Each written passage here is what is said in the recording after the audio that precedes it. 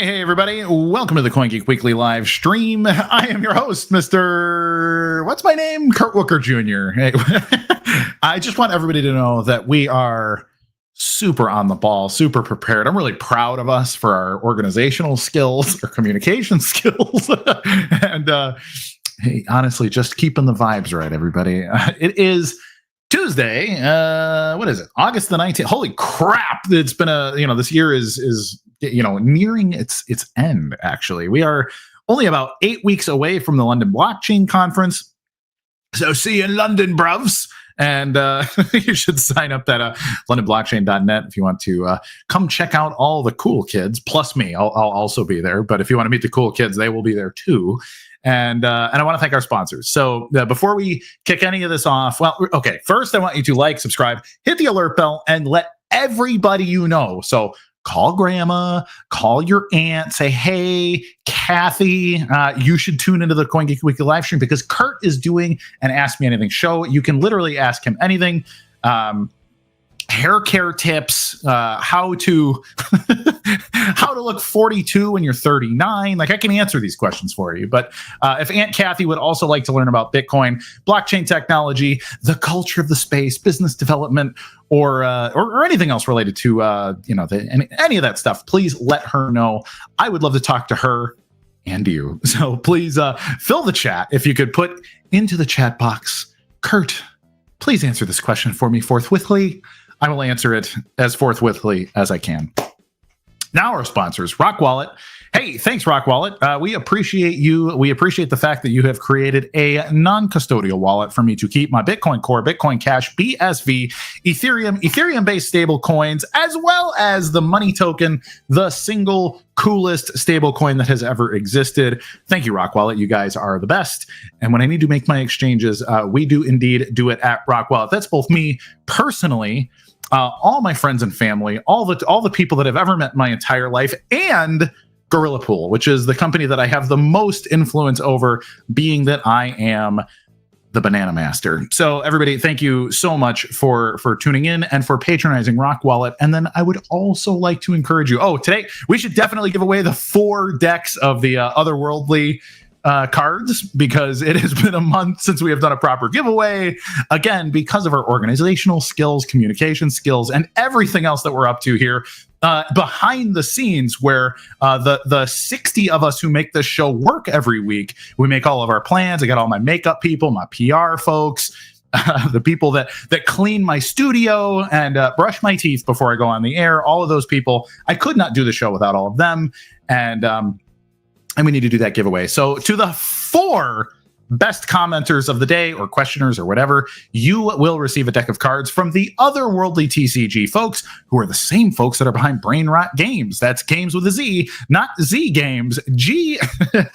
Brain, BrainRotGamez.com. Pretty sure it's .com. Check out Brain Rot Games and Otherworldly TCG. You will get a deck of cards, 4 of you, from Otherworldly TCG, if you have a good comment. So please do the commenting. Read my article. I have pinned my article. I talk about how we have still won. We have still already won. So one of the things that gets brought up all the time is the phrasing that BSV has already won. And they like to say all the people that came up with that phrase, that BSV already won. The fact of the matter is, it was me, baby. I said BSV already won many, many years ago. In fact, I said it not long after the Genesis upgrade, where I wrote an article about why BSV has actually won the only part of the battle that matters, because the rest of y'all, you are building on sand. There's a parable there, and I'm not going to recite it to you. But for all you folks that think Bitcoin Core, Bitcoin Cash, and Ethereum are the coolest things in the universe and all the derivative assets, you're wrong, because BSV already won.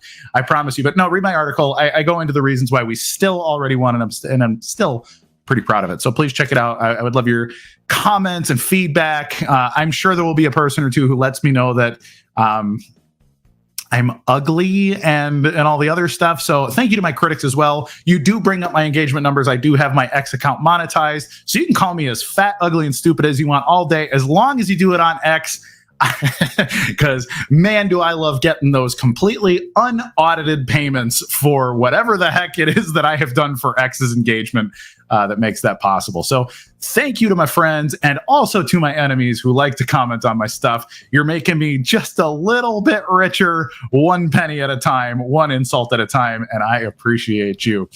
And to that, I'm going to do a little crowdsourcing before we do anything else. We're gonna talk for a few minutes here. Again, fill the box. Look that up for me, chat. Chat, please fill in the questions. We're gonna get there. But while we do that, while we prepare ourselves, I'm gonna do a little crowdsourcing. So I've been on a lot of media in the past, and I've had a lot of people asking me, like, Kurt, we got to get you on Joe Rogan. And there's been hundreds of people over the last, 3 days or something that have been tagging me under Joe Rogan's post saying, you got to get Kurt on. You got to have Kurt on to talk about hijacking Bitcoin. And you get the people who are like, definitely don't have Kurt on. He's going to lie about everything. That's fine. Keep telling Joe, A, that I'm awesome, and B, that I'm a big liar. Both of those things work really well for getting me engaged over there as well. But here's what I'm crowdsourcing. I have a bounty to give out, okay?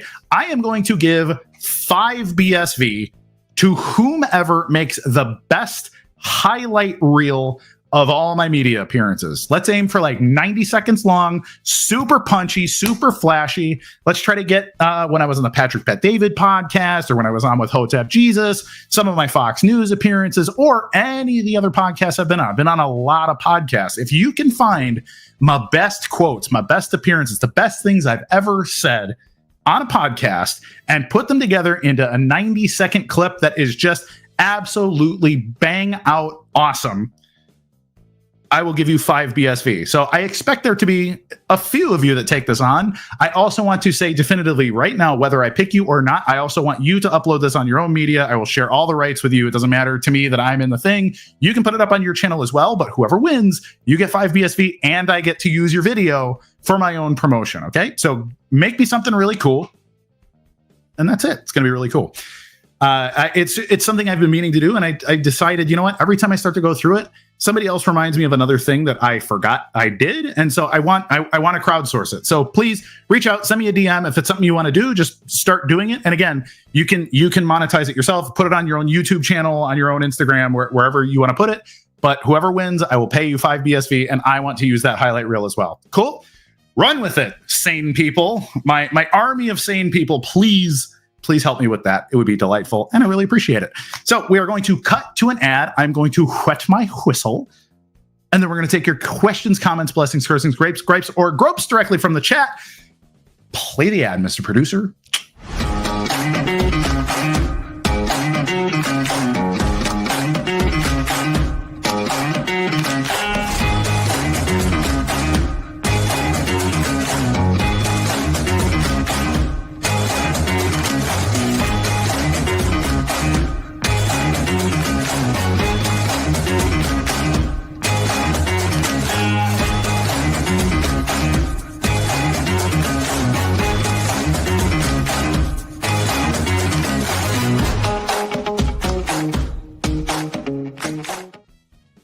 Hey, and we're back. Thank you, Rock Wallet. Appreciate you. Let's do it. Casey, how is it that these BSV whales are buying so much BSV, but the price doesn't move? It's a really good question, isn't it? There's like 2 million BSV sitting in some whale wallet somewhere. And I've heard everything from, hey, it's the US government, to it's got to be Calvin, or it's OKX, or it's like, I have no idea. It's definitely not me. I promise it's not me. It's not my 2 million BSV. It's definitely not. Don't look into it. Here's why. The liquidity is almost entirely fake in the entire blockchain system, the ecosystem. The exchanges are completely opaque. They're unaudited. They don't show their books. They don't show who's trading what with where. And it's funny. We have audited some of this in the past. It's been a little while since we've done it. Last time I checked, there were like 38 million BTC open for sale on the open market. Okay. Now, for people that aren't paying attention, there are only ever going to be 21 million BTC, at least unless Peter Todd gets his way. But the number of BTC for sale on the market is 38 million. So there's your inflation right there. Okay. So what you can do when you print the money and do whatever you want with it, like the Federal Reserve or like the Federal Reserve, which is my new favorite company. Congratulations, Bo Hines, who left the White House recently and has been hired by Tether to go do the revolving door thing at not an old school bank, but at a neo central bank based out of the Bahamas and or South America or wherever the hell Paulo Ordonio hangs out. But yeah, no. So when you print the money and you do whatever you want with it, you can short it however you feel like. Now, I have often said that the pumps in BSV are probably real. They almost always originate in Korea, and they tend to originate at a time when it's clear that Korea is waking up and they're doing their morning trading. They've got some buzz about BSV, right? So the price pumps. Everybody said, "Oh, cool! Like BSV has outrun everybody for this 24-hour period for some reason," and then inevitably you see it dumps harder than every other coin. Now, why does it dump? Who is selling? Well, there's some people that are actually selling into the market, taking profit from the pump, like it'll pump 40% or something. Like, cool, take some profit. If you're a trader and that's what you're there for, by all means, congratulations, you have done well for yourself. But what's also happening is a lot of these derivatives trading platforms, you print the money and you don't like BSV, you short it to death. The proxy, I would encourage you to study the history of silver, paper silver on the markets. So there's something like 10 or maybe it might even be 100 times more paper silver for sale on the open market than there is known physical silver in the entire universe. If you want to look into it, I'd encourage you to check out David Morgan's account. I believe his account is Silver Guru 22 or something like that on X. And he explains that he's been explaining this for like 15 years, how at some point, because silver has intrinsic value, it's used in all kinds of things, that things must right themselves. And it'll all, like, basically the chickens will come home to roost. It's the exact same thing going on with BSV. Jack Pitts also talks about this quite a bit. Like he's an old school Wall Street guy and kind of understands the deeper mechanisms of financial markets and how they work, and how essentially the chosen one gets to pump forever, and us, the little black sheep of the family, of the little Bitcoin family, we get perpetually crapped on by the people who pretend they really care about freedom of speech and ending the Federal Reserve or whatever.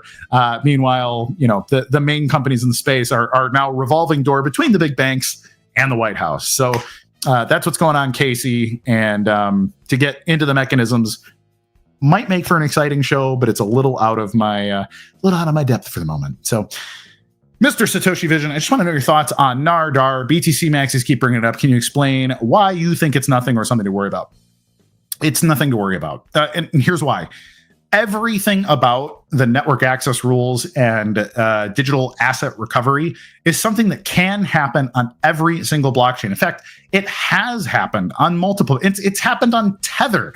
Tether is a token protocol on Ethereum primarily, which has OFAC compliance built into it. So Tether Corporation, they receive from OFAC or from FINRA or whoever, like there's a court order says, hey, lock these coins up. Tether says, boom, lock them up, or yank them right out of a wallet and give them to somebody else. Like that is how things work in the real world. It's how they happen in Tether, and it's how they happen on lots of blockchains. So it's the exact same thing. BTC, your BTC core, doesn't matter where you got it, you can have it sitting in cold storage. And if you coordinate the nodes to say, take that guy's Bitcoin and put it over here, it will happen. The only thing lacking is the simple coordination mechanism. So that is something that can happen in BSV or BCH or BTC. The only difference here is that BSV defines the process by which it can be done properly, like non-maliciously, in a non-evil, malicious, coordinated fashion. And it defines this can only happen in the event of something malicious. So somebody tries to do some other thing maliciously. And these rules are the very simple coordination mechanism and roadmap to do the right thing, to restore people's property rights. Okay, so that's it. That's the whole conversation. And the fact that anybody acts like that's crazy is crazy, in my opinion. So let's take another one. Thanks for the question. Can you give me an idea of what I can use Terranode for once it's fully released? It's only a huge. So. It's kind of like asking, what can I do when Comcast brings fiber optic internet to my neighborhood, right? You can stream in 4K. That's pretty cool. Or you can, basically it's just a bandwidth boost, a huge one, like multiple orders of magnitude bandwidth boost. So what can you do with more bandwidth on a network that takes every bit and byte of data and allows you to monetize it? That's up to you. Build 50 businesses. I want you to become a trillionaire by selling something really cool to people that allows them to own their own data, own their own money, be their own bank, put MasterCard and Visa out of business because they are categorically outdated business models, whatever. As for from an infrastructure standpoint, like what do you want to do? Like, do you want to run Terranode? Maybe. Start a mining company. Start Eric Belinsky pool and see if people will mine with you. Mine some blocks. I think that would be cool. I support Belinsky pool. Go do it. Next one, please. You looked into Galaxy at Gorilla Pool. So yes and no. In fact, I had a brief public conversation with Roy Murphy, who's unfortunately a controversial figure. I think some of it's merited and some of it is not. But Roy is an actual cool guy. Like I don't know of all the rumors and all the stuff floating around about Roy. Fact of the matter is, he's a nice guy, he's a cool guy, he's a smart guy, and he's putting out cool software. That being said, what I told about him is like all of my tech people, we are like elbows deep in Terranode infrastructure stuff, and we don't have time for it right now. We are not a big operation, and for us to do two things at once is more than we can handle as a company. But we have opened it up. We have taken a look at it. The things that we've seen, like, cool, looks good. We don't have time for broad testing on it, but just like I told him in public, if there is an edge to be had by Gorilla Pool running Galaxy, we will run Galaxy. Like that, we will do whatever makes us the most money and does the best thing for our business over time. So we've looked at it lightly. We certainly have not given it the look that it probably deserves. But from what we've seen, even just some of the simple like database call stuff in there looks really cool. So I would encourage everybody out there. Actually, here's a challenge for anybody that wants to mine or use Galaxy. Like, download it. It's open public stuff. Like, download Galaxy, run it, try to mine with it. Like if you want to have us help, like Gorilla Pool will be happy to sell you some ASICs. Like we can talk about how to put things together. Like I think it'd be really cool for the like the random people of the Twitterverse or whatever, like whatever the X Twitterverse. Make a pool mine with Galaxy. Like that would be awesome. In fact, that would be the coolest thing that could possibly happen, is to have a couple of pools running Terranode and a couple of pools running Galaxy. And like, hey man, like if there's really cool stuff going on, like this is the kind of thing that you have in a decentralized system. And I would encourage it fully. Go do it, please. Next one. Also real quick, I had a sore throat last week. I think I COVID actually for about 10 days until a few days ago. So if my voice starts to go, I apologize in advance. It may happen. Let's bring that question back up.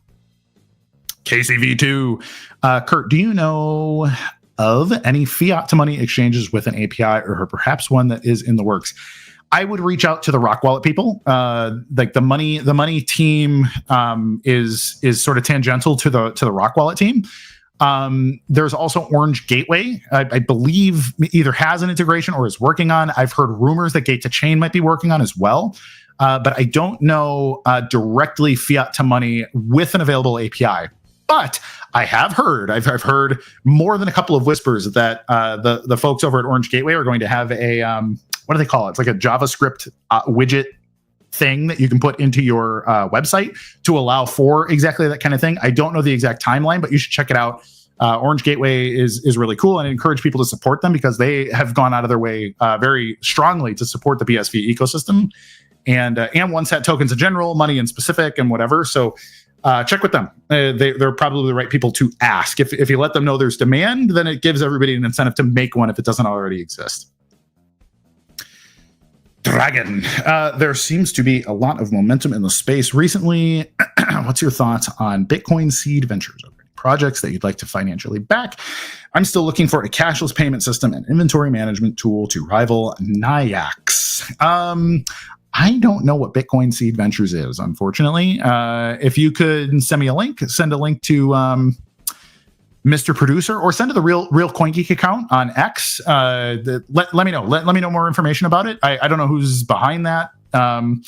I do think that the stuff you want to build is both cool and needed. So I would encourage you to seek that out. But I'm probably the wrong guy specifically to ask, and I'm not really in a great position to be making any financial investments myself. Certainly not from the show. But also, I'm like, elbows deep in gorilla pool stuff, and probably shouldn't thin myself out. So appreciate it though. Kurt, do you know of any fiat to money exchanges with API? This is the same question. Let's take another one. Justin Bonds recently argued on X that Satoshi would most likely be a BSV supporter. Do you think this is widely recognized industry-wide? If not, why not? If so, why is Satoshi largely ignored? I did notice Justin's a old school classic big blogger. He's good people. He was aligned in the Bitcoin Cash ecosystem back when I was. And he's just a good guy, nice guy, smart guy with some money, guy with a long track record of having a good nose for things. Like he really deeply understands the culture and the technology and the opportunities that exist there.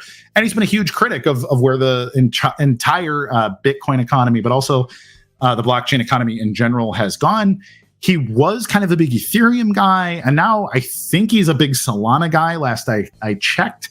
But he just really wants something that scales and works, which puts him in a good position to look at BSV and say, well, hey, that's pretty cool. And he's absolutely right. If you read Satoshi, what he cared about and how Bitcoin should be envisioned, truly Satoshi's vision of Bitcoin, you can look into even before blocks were mined, like 2008, when he was like theoretically sort of waxing eloquent about what Bitcoin, the network, will look like and how it can be used. And he's talking about things like big data centers and like pooled hash and like the way the network layers are supposed to work with each other. All these things, very, very clear to me that the direction that goes is the direction that essentially BSV has implemented. So I do believe Satoshi both would be, and frankly, I believe he is a BSV supporter, but that's neither here nor there. And it's not recognized industry-wide for two reasons. The first reason is that the people that control the industry, the people who hijacked Bitcoin, as it were, which is a phrase you can search of mine that will bring up lots of commentary now. But the people who hijacked Bitcoin specifically hijacked it from Satoshi, and they want to erase Satoshi Nakamoto because they want to remake it in their image. It's the exact same way that any coup d'etat happens. It's like saying, why did the Weimar Republic not want to talk about classical Germany, or why did the Vichy French not want to talk about classic France? It's like whenever you put somebody into exile, you want to take over their country and truly kind of absorb them into your empire. One of the main things you have to do is destroy their history, destroy their icons, destroy the things that made them them. And so actually Vichy France is a really good example. They were the Nazi government that was installed into Paris after Hitler had invaded and kicked out the rightful government of France. And, one of the things that they did is try to deeply change the culture of Paris from, the meme is, the French are like this hedonistic, like highly sexualized, sort of highly liberal society of lazy cowards and in whatever, so that's kind of the meme about France. Some of it true, some of it super false, but that's neither here nor there. The Nazis wanted to Nazify Paris and make it a place of strict culture and all these other things. And so the Vichy government there, they started to create things that would make them more like Germans. And the reason for that is they saw it as like, hey, we're setting the foundation for a 1,000-year empire that is built on the glory of Great Germania and all of these things. It's the exact same kind of thing that you would do if you were to hijack Bitcoin, right? You take it over, you get influencers and powerful people and the businesses and anybody who would be involved, and you tell them, this is Bitcoin. This is how Bitcoin can glorify you. This is how it will make your life better and your family better. It's the Michael Saylors. It's the perfect money. There is no second best. It's all blah. And his frustration with people even asking questions about like, hey, should Bitcoin be more like this? And of course not. No, it can't be that because it's already perfect and blah blah blah.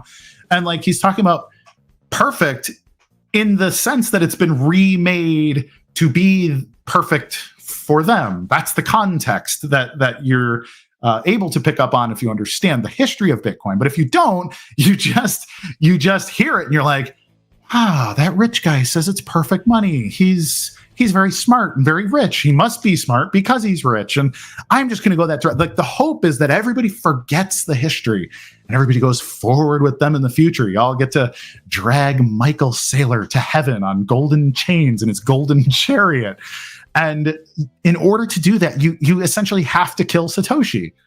And by kill Satoshi, I don't even mean the person necessarily, but you have to kill what it was that he meant. Like, who did Satoshi represent? Like, what did he mean to the world? And if you can take all that, like, he is a sort of a salvatory figure. He showed up to say, look, we can fix payments. We can fix the money problem. We can fix the inflation problems. We can fix all these things with big data and identity and all these other things. And you got to kill that guy. If you're going to turn it into buy MicroStrategy stock and get to be rich by holding stock because Bitcoin's going to go up forever and all this other stuff, like, you got to kill all that other hopeful stuff. So that's what they're doing. That they have to not just erase him, they have to kill him. And if you ever look at it, you have to say, Satoshi wasn't that great anyways. You don't want to look over there. Don't look into all the things he was up to. That's old. That was 15 years ago. We've made things so much better now. Trust us, buy our stock and whatever else. And it's a really predatory investment scheme, marketing scheme, but really it's a social engineering scheme. It's based on the same thing that, like, keeps you in a casino. Like, you walk into the casino and they show you laser lights. They don't show you the sun. They don't show you the clocks. They give you free alcohol. Like, hey, come just keep your money at the table, man. Here's a cocktail. And that's what Saylor is selling you. He's selling you the cocktail. And you don't realize the thing that would actually make you healthy, wealthy, and wise would be to go enjoy the sunlight. And so it's very unfortunate, but that's what's going on. Thanks for the question. Eric Belinsky, wasn't Saylor pretty much a failure before he invested in BTC? Failure is probably the wrong word. He did lose $14 billion in a week by malfeasances, to put it lightly. He had to pay a bunch of fines and restitution because he was cooking the books over at MicroStrategy in the early 2000s. I think it was 2001. And yes, you can say he's a giant loser, but he also had $14 billion to lose. So I don't want to say he's not a fool. He just really took risks in order to line his own pockets. He's an MIT graduate and stuff. So it's not, loser's the wrong word. However, I think he's intelligent, and therefore, like, when something terrible happens and he's kind of at the helm, you kind of can't say, like, oh, he's just a fool and a loser. It's like, no, he is an MIT graduate and a publicly traded company officer for the last 25 years. He's a viper. And so be very careful with guys like Mikey. No good at all. Next one, please. What's up with the 400 BSV fees in one block? Is that a front-end mistake or genuine? That is a good question. I don't know. I hadn't noticed. Please send a link. I would be very curious to hear what that's about. I can take a look at it, but I have no idea. What happened to all the VC money in BSV, and is it ever coming back? So that's a tough one. When you talk about venture capital, I've worked with venture capital on and off for a decent chunk of my career. They like to see things that happen in 2 and 5 year cycles. So there's a certain amount of money that they want to make within 2 years, and then a certain amount of money they want to make within 5 years. And if that doesn't play out, they tend to walk away with their chips. Now, BSV's on 7 years of promises and being separated. Some of it, during COVID years and some other stuff. But it's a difficult thing because essentially everybody that's invested from a technology standpoint or just bought the coins, they've lost money. And so you're probably not going to get a lot of those people to come back, except for, I know a couple of venture firms that are still sitting on their coins and sitting on the equity in companies that they invested in. And so that money, if stuff starts to trend up, like if all of a sudden, if BSV were to have like quarterly gains of 10% or something, just quarter over quarter over quarter, like slow gains, like the kind of thing that you can point to and say, hey, quarter over quarter, we made this much. If you would have been in it for the last year, you would have made, 60% or something like that. Like that's a compelling discussion to get a venture capitalist back at the table. But it's almost certainly going to be largely new companies that bring new money. The people that have already put money in are not likely to put any more money in until that money starts to come back for them. But for a lot of people, if they were buying at $200 a coin, or investing in companies at $200 a coin and that kind of thing, like they need to start to see a profit on that money. And then with the profits from those previous business deals, then they can start to reassess and make more investments in. But it's a bit of a difficult thing to skin. And there's a reason why, so as long as I've been doing this show, which is now five years, something like that, I've been saying, look, you have to build a business. Like it can't just be, this guy funds all the companies and all the companies are going to be, they're going to be great and this and that. It's like we need independent people to come up with disruptive ideas that don't necessarily need venture capital money, which is one of the real strengths of Bitcoin in the first place, is that you shouldn't have to raise money to make money. You just actually have to have a good business idea, good go-to-market strategy, then good marketing and sales and all these other things. I have kicked that horse to dust, frankly. And, I don't want to be like, hey, it's on you. Like all the people, like you got to go start a business. Not everybody's going to be an entrepreneur. I get that. But we need a few people to get out there and build things. Actually, partly why I started to build Gorilla Pool with a couple of my friends is like, man, I got to lead by example. I can't just tell people to start businesses. I have to start a business. I got to show people that it can be done. It can be done well. You can survive. I was hoping to encourage, a dozen other people. I thought there'd be a dozen mining pools by this point and whatever, but I'll tell you what, we'll keep chugging along, and I think we're going to be okay anyways. So, Mr. Producer, I do see your comments in the private chat. We can definitely bring up more questions about anything. I will talk about anything. What's up with the Metal blockchain building a compliance-first program for financial institutions? Are they the biggest competition for BSV when it comes to blockchain as a service for banking? Maybe. I've looked a little bit into Metal and what do they call it? Metallicus, I think, is the underlying protocol stuff.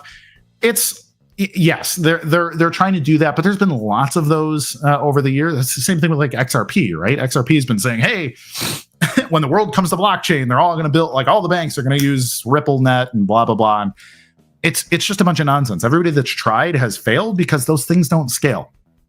The premises that most of these things are built on from day one are really bad.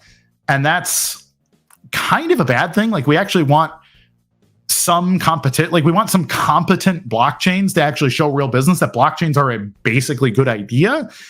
Because one of the struggles that we have is showing up and they're like, look, man, we've had blockchain pilot programs and whatever else. Ethereum sucks, Hyperledger sucks, like XRP sucks, like whatever else they tried to build on. Like there were things that were cool about it, but didn't work for the business, almost entirely because of a scaling problem. And that's a problem. So we do need to do some like productive PR about blockchains in general, but then about BSV in specific and why scaling matters. Like that is an extra question that needs to be answered. But I've not been impressed by anything I've seen in the Metal ecosystem other than branding, messaging, vision. Like that's great. I think their business model ideas are a good thing. I actually I think the same thing about XRP. I look at them, I'm like, hey, they're very professional. I like what they have to say, but then when you see what's actually happening in the real world, I just see Brad Garlinghouse wearing a $50,000 suit and I'll testify in front of Congress. Let's do another fundraise. Oh, XRP's up. I'm going to buy another jet. Like that's the sum total of what happens at XRP. But the pitch deck, like if you just read XRP and just take them at their word, it's like, oh my God, they are going to change the world. This is great. Doesn't work. But it takes a few steps to get in there and figure out that it doesn't work. And that's pretty tough. At what point do N-Chain and Reggie Middleton's patents come into play when it comes to companies like Metallicus? I have no idea. I can't speak to it. I'm not a patent attorney. The stuff that I know about intellectual property is as somebody almost completely on the outside of the intellectual property conversation. lawyers will figure it out someday. And frankly, when the hammer drops, it's probably going to drop pretty damn hard. But I don't know when that happens. And it's really got to be on them. Like Reggie's got to sue some people. N-Chain's got to sue some people to get that ball rolling. And I, not my wheelhouse. But I think when it happens, it's going to happen hard. How come Luke Jr. says censorship only happens if you want to store data on chain? Well, you see, Luke's an idiot. And he's been... Okay, idiot's probably the wrong word. He is quite a talented software developer. He's not a systems guy. Frankly, from a systems standpoint, I think he is completely insane, out of his depth.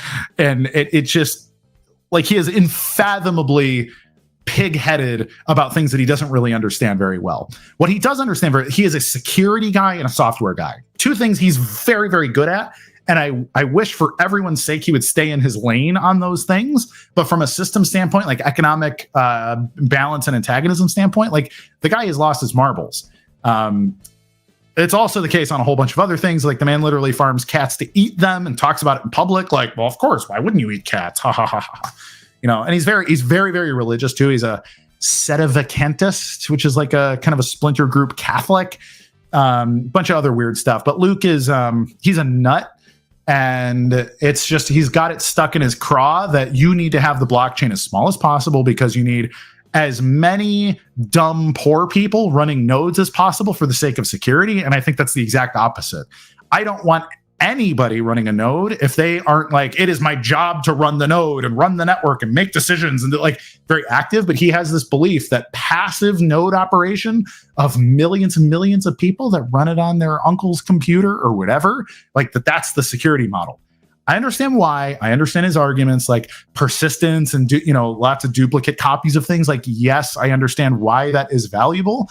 But Bitcoin mitigates that through proof of work. The point of proof of work is to trust the proof of work. There's no reason to have proof of work if the Byzantine general's problem is solved by everybody being a Byzantine soldier. It's literally the argument he's making is you cannot trust General Patton and Eisenhower and whatever. You got to have a lot of Gomer Piles making decisions, just lots of little order followers that just kind of do the thing. And I just think he's wrong. Next question. Hello, Arthur Lynn. How to take my BSV out of a centralized exchange like KuCoin, how to store them on chain while avoiding intermediaries so I can deploy them later on. Is there a YouTube channel or webpage I can learn it? So actually, Crypto Rebel put together quite a nice article many years ago. It's probably at least 6 or 7 years old on how to generate a wallet using Bit Address and make a cold storage wallet.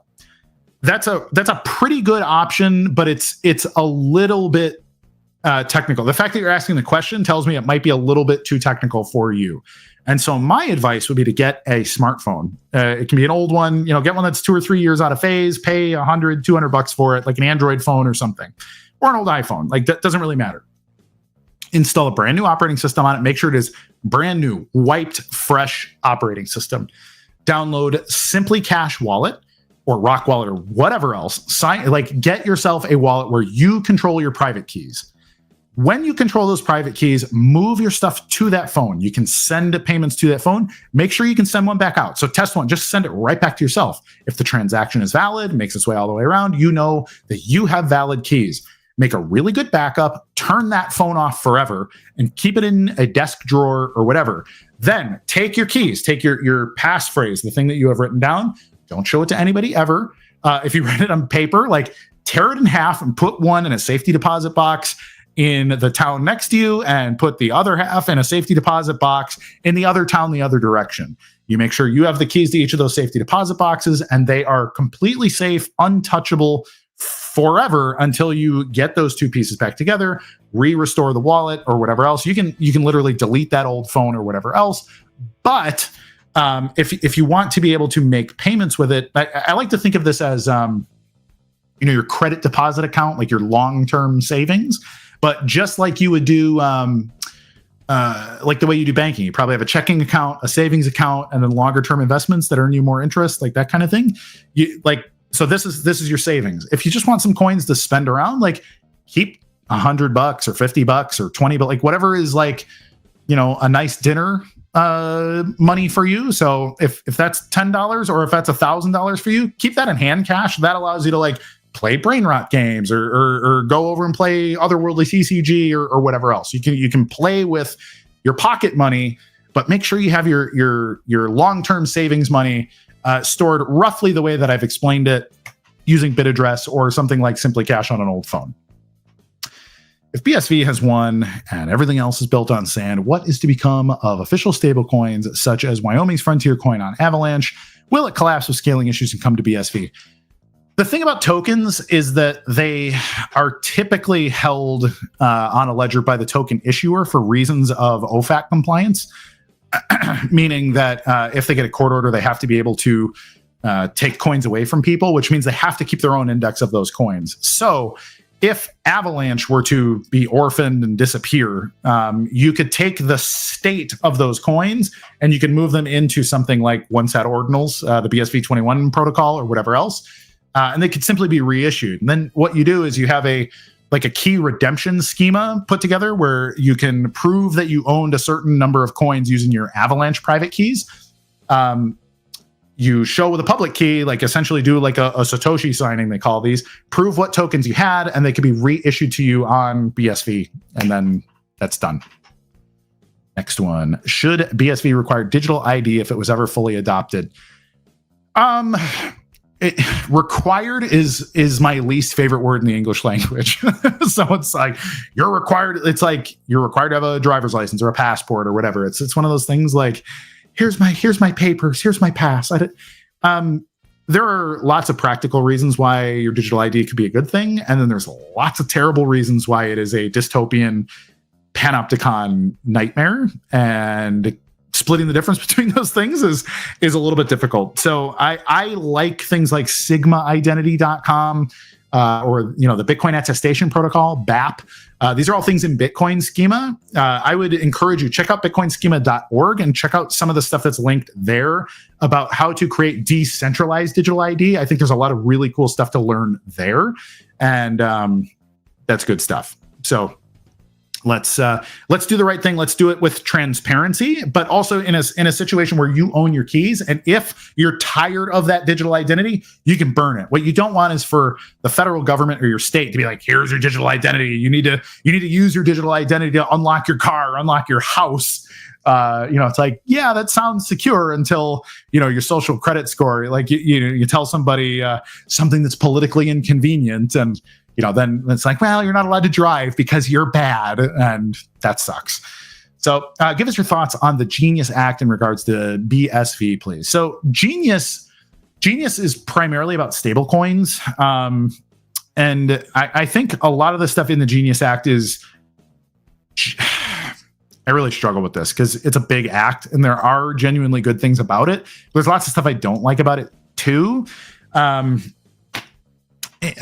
Honestly, I kind of don't want to get into it because I think Genius Act and Clarity Act is its own whole other thing about decentralization and mature blockchains and whatever else.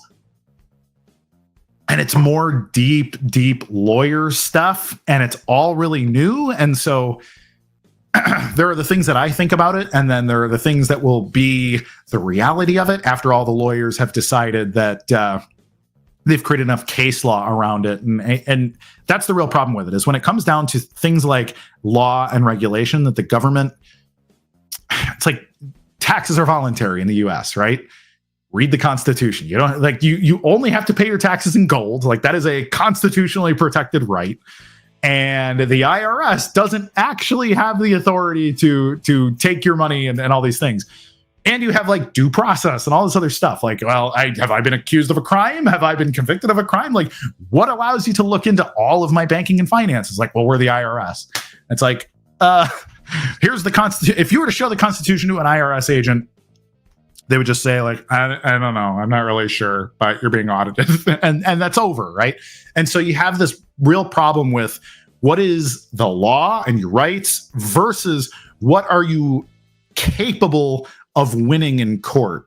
And that's a really, really difficult conversation. And it's one of these things, like, why I tell people, like, I don't vote. I really don't participate in the government stuff because I could talk all day about the Constitution and what my rights are and where my rights come from. And my rights come from God. The Constitution is just enforcing my God-given rights and whatever else. But at the end of the day, it's like there's a lot of guys out there who, if you really push your luck, like there's just lots of guys with guns. And when their boss says, you know what, go arrest that guy, it just happens. And then you go away. And that's the really, really scary part about living in a world where the majority of people are stuck trying to pay their cell phone bill and they just want to get home and watch The Bachelor. And when our culture moves away from, fighting for things like your inherent God-given rights, because we can't even agree on who God is or why it matters or what is a human, like we can't even agree now on like what is a man or a woman. And, those are issues that, should be, they're a lot less important than your fundamental rights to privacy and due process and property and, all these other things. So that's a hard one. I'm going to leave it there. Now the Terra node is running. Can we get some hints, if any? Companies giving a good look at it. Gosh. I shouldn't hint. There's 5 or 6 serious companies whose names you would know who are really interested in kind of the big data promises of a blockchain.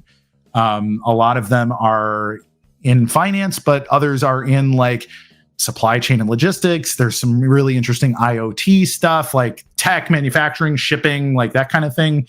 But I can't give any more hints than that. But I can tell you there are people who have been on the biz dev list for a very long time and kind of waiting to see, hey, is this Terra node thing you guys have been talking about, is this real or is this nonsense? And it's like, it's right there. we're so close to it become, it's on the network. Like there are blocks being mined every day now with Terra node, but it's still like it's in that rollout phase, right? So we're at the beginning of the brave new world. You can peer at it. Does anyone know what has happened to Centby? My wallet isn't responding, and I can't move my BSV. Must be other Centby wallet having the same issue. Yes, I would encourage you to look at Lorian Gamaroff's X profile. I don't know what's going on really. In very simple terms, their node is not online, and therefore your wallet is not syncing. As to why that is, it's not that expensive to keep up, so it strikes me as maybe there's a legal issue somewhere or something, but I don't know. I've not been given any insight. I talked about this about a month ago where I was actually pretty worried about Lorian because he's a straight shooter and a good guy and a guy that really believes in this stuff and really loves his business and his reputation. And so I know for damn sure that he does not like the fact that Centby is not working for people. And so that led me to say like, hey, I actually like hope he's physically okay. Like he's not been, harmed in some way. He did reach out after that show to kind of tell everybody, I'm okay. I'm working through it. It's a big mess, but Centby will be back. But that's kind of where it's been left. So unfortunately, I don't have more information than that. And as far as I'm aware, nobody does until Lorian says something else. Have you checked out Degen's new cold storage solution? Just briefly, really cool stuff. Actually, it's frankly the way that cold storage probably should be done. But I don't want to get too much into it. Degen's good people though, and I really respect his opinion on things from like an engineering standpoint. So he's actually put out a lot of stuff. Like if you follow his X profile, he's got a lot of interesting primitives and some stuff that he's put out. And he's also soliciting feedback from people who were Baymail users, because I think he's maybe got something cooking on that front too. But Degen, everybody should follow Degen and keep an eye on what's up there. Any thoughts on the BSV address that's been accumulating over 2 million coins? I mentioned it earlier in the show. I don't know who it is, and I kind of don't care. It's one of those things where like, okay, if they're accumulating that many coins, they obviously know people can see that they're being accumulated there. So maybe they're doing it in such a way to make people say, hey, I don't know, somebody's accumulating a lot of BSV. That's bullish, but it could be something as benign as, some treasury. Maybe it's BlackRock or something even, I could see a large firm, maybe it's a large exchange or something, but obviously it's some kind of large firm that is accumulating a lot of coins and knows people can see them accumulating coins. And so that's some kind of signal, and lots of people have speculated on it.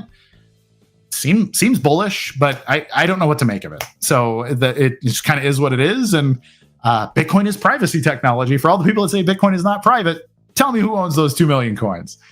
Is Craig Wright putting data on Terranode with his new farm? Are you processing the data he's generating? So again, Bitcoin is private. I wouldn't know if Craig's doing anything with it, frankly. If he's got his UTXOs split up in such a way where they are not connected to his identity, I wouldn't know. And that's one of the really cool things about Bitcoin. So I hope he is. Pretty cool. What project are you most excited about? So we got a bunch of stuff going on at Gorilla Pool. If you check out gorillapool.io, we have very recently updated that site, and there's a whole bunch of really cool new tools there for our mining partners primarily. But if you want to check out, like, what does mining profitability look like? We built a BSV specific mining profitability calculator and some of these other things. So I'm frankly most excited about my company, which, you know, as an officer in the company, I probably should be. But on top of that, and this is not because they're sponsors, but the Otherworldly TCG people and the Brain Rock Games people, both of those things are really well done. Like, they are the way that games should be implemented, and it's because they have a business first mentality and not a blockchain first mentality, and I think that's the right way to go with it. But they're genuinely fun to play. Like, Otherworldly is a TCG designed exactly the way you would build a TCG 20 years ago in the physical medium, and that's amazing. That's the way that you should build your business. It shouldn't be like, hey, tech bros, do you want to see your stuff pump? Like, get into this game because of financial incentives. It should be, here's an awesome game that you should want to play because you like games, because we're a gaming company and we use blockchain as an underlying technology. And that's awesome. That's the kind of thing that I think will win. And yeah, so I'm excited about them and other things like that. For me, the enterprise and government stuff is always just kind of like, bleh. Like, it's not bad, but it's also, it's not exciting. It doesn't make me want to say, like, hey man, we disrupted the world because every shipping container out of Shenzhen has, you know, the stuff are all tokens. Like, that's, like, it's good business, but it's not exactly exciting. Give us your opinion of the enigmatic character Roy Murphy, who claims to be the OG Art Force who first mined a Bitcoin with his GPU. So I mentioned this at the beginning of the show. I like Roy. He's a nice guy, smart guy. He's always been super friendly and respectful to me. And I've never seen him be anything but friendly and respectful to everybody else in the ecosystem. And he's got this reputation for stretching the truth. I have no idea or how to verify whether he is or is not Art Force. I saw him basically imply it, but I don't know what to make of it. He could be, but he could also not be, and I don't know. What I do know about Roy, and to all the people that say, like, he's just obviously a scammer, is, like, what could the scam even conceivably be? Like, to put his reputation on the line for BSV for the last 7 years, for essentially nobody's paying him, but he literally takes his reputation, which he could be doing anything else with, and he talks about why Satoshi's vision of Bitcoin, the most unpopular thing in the blockchain space, is the best idea. Like, to me, that's the honest signal, and all the other stuff is like, you know, I don't know. I don't know really anything else about it except the fact that it's a costly signal to be one of the people that just puts their life, you know, in the BSV space. And so for that, he's commendable. That's my take on Roy. I do want to thank you, Kurt, for everything you do for the BSV community. What do you think about monthly mass marketing events? Essentially, the BSV community flooding social media once per month. I think it's something that should be coordinated by anybody but me. I think it's a good idea, but if it's one of those things that, if it's not organic, is going to very obviously not be organic, and there needs to be an actual groundswell. Like, I think when I look at politics and media and all these things, like when people are trying to sway, they're trying to push the pendulum, it's almost always AstroTurf, and AstroTurf stuff sucks. And so if that's something you're passionate about, like, do it. I'll retweet it. I'll share to people why I think it's a good idea. But because of my sort of lightning rod status on a lot of things, it probably shouldn't be me coordinating it, because then you're going to get all the, we got all these squawkers over here who are already like, there's this dude in the chat right now, for whatever reason, spends 1 hour every Tuesday being mad about the existence of BSV. Like, does he do that for free? I don't know if it's better or worse if he does it for free or if he's doing it because he's being paid. Like, which thing is crazier? I don't know, but that's just it's nuts, right? So then you have to ask: is he AstroTurf, or is he just that bored that it's like, well, Kurt's on, I better go let him know BSV is going to zero? Like, it's just like, that's so ridiculous. So it seems to me it has to. I hope somebody's paying him to be that guy because that, if it's not, it's like that's a little sad. And I feel the same way about, anything in the BSV space. People are like, hey, I wonder if I just promote BSV enough, is somebody going to pay me to promote BSV? The answer is no. And so if you care about BSV, and I know a lot of you do, coordinate it, do it with all your heart, but make sure you're doing it for the right reasons. And then it'll be real. People can tell when it's authentic, and that's a good thing. Are you aware the 80,000 moved on July 4th was a cryptographic exploit due to the fact that BTC, not the original Bitcoin protocol, they moved in exchange in preparation to dump after October 5th. The numerology part's got me a little worried here. I don't know. I know there is the anything or anyone can spend SegWit exploit stuff like that. Yes. So there are coins that can be spent through very simple coordinated attack, but it has to be very specifically coordinated. The hard part is the coordination. But yes, there's like an anyone can spend bug in SegWit. There's probably other exploits that nobody knows about. There's all kinds of ways to DDoS nodes and whatever. Just simple get block attacks could probably bring BTC offline, and people they don't know, they don't care, and people are protecting it because of how much money is tied up in it with those people. So if you know a lot about Bitcoin, you probably kind of have a lot of Bitcoin, and then that sort of becomes your incentive to keep the wheels rolling.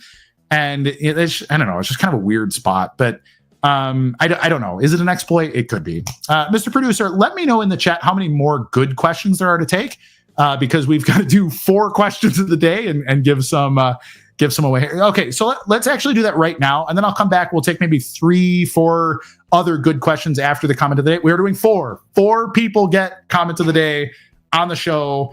Run it, Mr. Producer.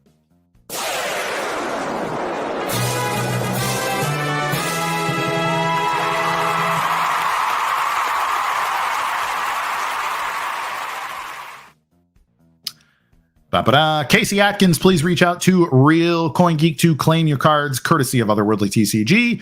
Let's bring up another one. Who we got? Maybe more? Cool Cat. Fake Toshi spin all his BTC. Yeah. Okay. That's the 2 more. I wonder if I could do what do you call it? The BTC Logic, something that works, stupid. Something that does not work, smart. Yes, the old switcheroo. Good stuff. Please reach out to Real CoinGeek, and we will get you some cards courtesy of Otherworldly TCG. Let's do one more. It's going to be giving away 4. Who's it going to be? He's looking. Mr. Producer is quite a capable guy. One more. Let's find a good one. Oh, no, I'm getting nervous. Great. Kermit. Sailor. Yes. Thank you, Ruth. Please reach out to Real CoinGeek. You're going to go... You're going to go places with the Otherworldly TCG cards. Let's take like 2 or 3 more questions. If there's like maybe just one, but if it's the last one, let me know it's the last one when you put it up. But let's take another question if there is one. Taxation is theft. Thank you. I agree. Involuntary. Kurt, is anybody close to making something meaningful happen in the BSV world? To break out this year, will BSV stagnate for oblivion? Terranode is nothing without production. There are lots of people working. I'll tell you right now, my team is more excited. Like, my team is growing over at Gorilla Pool. We've got all kinds of really cool stuff coming out because we believe that either we win or everyone loses eventually. So we're swinging for the fences. Will it stagnate for oblivion? Man, I don't know. But I'm here to try. Like, I am not here to be a bench warmer. I am here to, break records. So let's keep pumping it.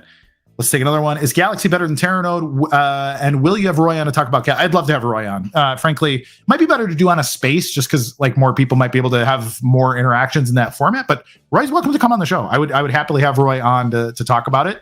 Yeah. So no issues there. Next one. Tips for starting a new business while currently building up a business and working multiple jobs. Get really good at your AI tools. So for $20 a month, you can get a ChatGPT Pro subscription or whatever they call it.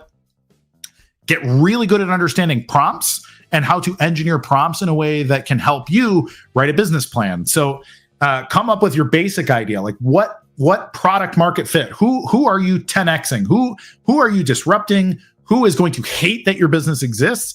And then a really interesting piece of advice, I forget who came up with it, but it's try to think about your business backwards. Think about the best 3 ways to kill your company. So take your business idea and say, okay, if I hate my company, how can I destroy it on purpose? Try to figure out what the best way to ruin your company is, and then always have those in mind. Put them on like Post-it notes or something on your screen and say, okay, don't do those things. Like whatever you do, don't do those 3 things and don't make decisions that lead to those 3 things that will destroy my company.